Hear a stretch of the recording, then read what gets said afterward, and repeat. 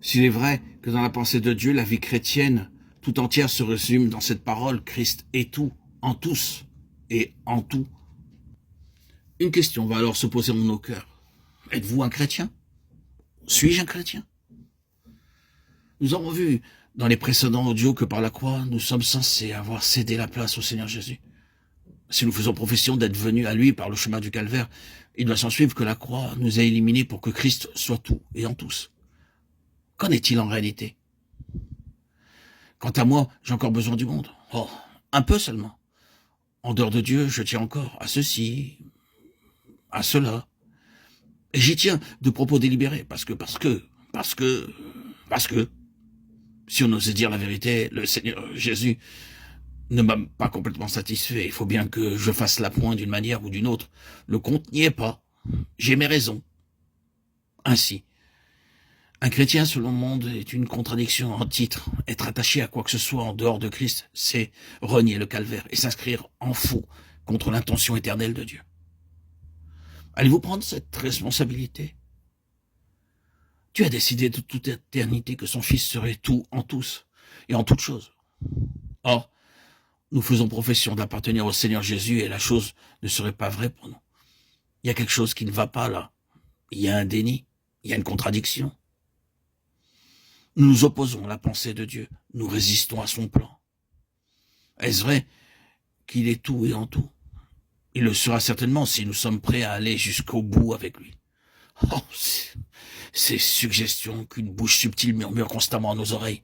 Oh, si tu renonces à ceci ou à cela, tu vas y perdre.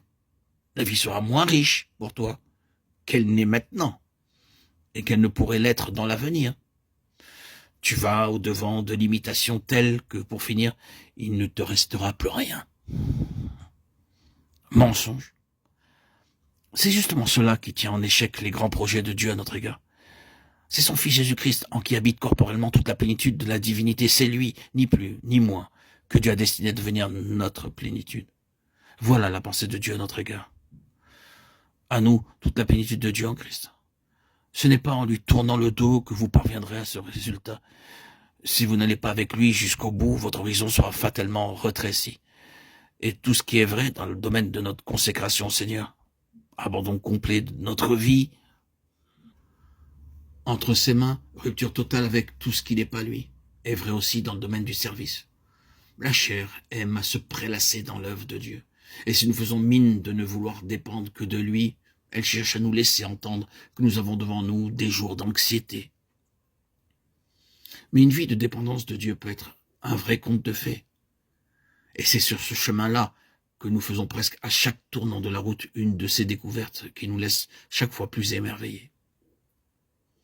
On peut se sentir à demi-mort à un moment donné, et 5 minutes plus tard, pour peu que Dieu nous donne quelque chose à faire, se sentir envahi par un renouveau de vie, quoique dépendant de lui pour les moindres mouvements.